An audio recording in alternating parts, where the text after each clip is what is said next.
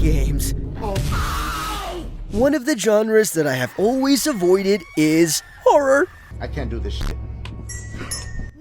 And yep, there is a particular reason for it, but something changed in me recently. Wait, let me explain. So the other day I stumbled upon a video of the Smosh gaming channel while I was eating my lame-ass broccoli-infested dinner. Yep, I'm on a diet. So anyway, these people were playing Until Dawn, and much like them, I was invested in this game's story. While watching that video, I also realized something important. There are some horror games that might not be as scary as I thought, and that was awesome.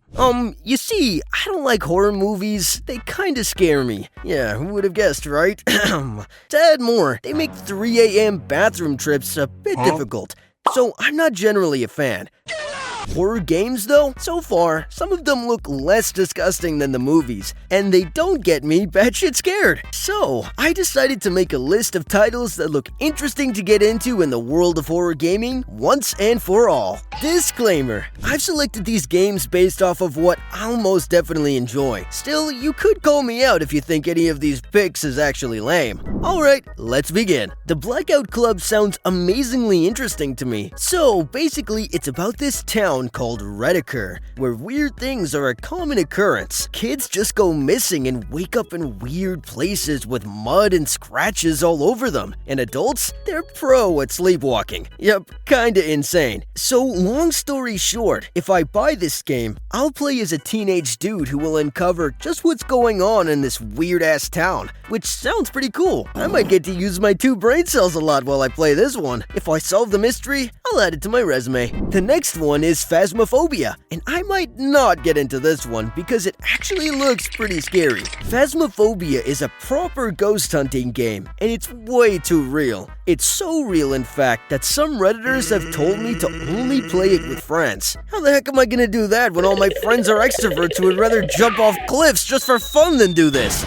Well, to be honest, I'd prefer jumping off a cliff over this game as well, simply cause it looks way too scary. Plus, features like voice recognition that lets a player directly talk to ghosts would just creep me all the way out. This one is truly for the true horror fans, so I'ma leave it to them. This next one is called The Mortuary Assistant, and it is scary as hell too. That too, in a very weird way. Basically, this game is like the creepiest job simulator, and you don't really need me to tell you what the job is. But it's not just about that. There's a whole story in this game that looks pretty interesting. It's all about this recent mortuary science graduate called Rebecca Owens, who lands a new job, only to find out that her workplace is haunted. She now has to uncover important clues to find out just what's going on. On first glance, the game does look pretty scary, and I know it has a lot of jump scare moments, but I might actually try this one out just to see if it's actually as creepy as it looks. This next game, Alien Isolation, is definitely a game that would not scare me at all. To answer the age-old Dan-to-Dan question, Homeless Boy is only scared of ghosts, not aliens. Anyway, Alien Isolation is kind of an awesome game, and it would look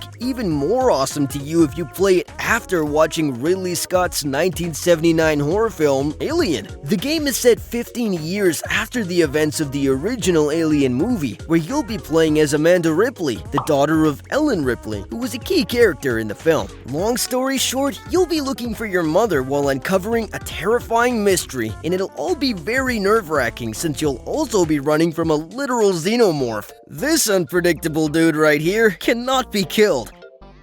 Hello? It can only be evaded, and that's what makes all of this extremely exciting. There will be other villains too, who will make this survival horror epic even more epic, but they won't be as terrifying or as annoying as this alien dude right here. This next game is called Amnesia: The Bunker, and it's not scary at all, unless you have claustrophobia. Wait.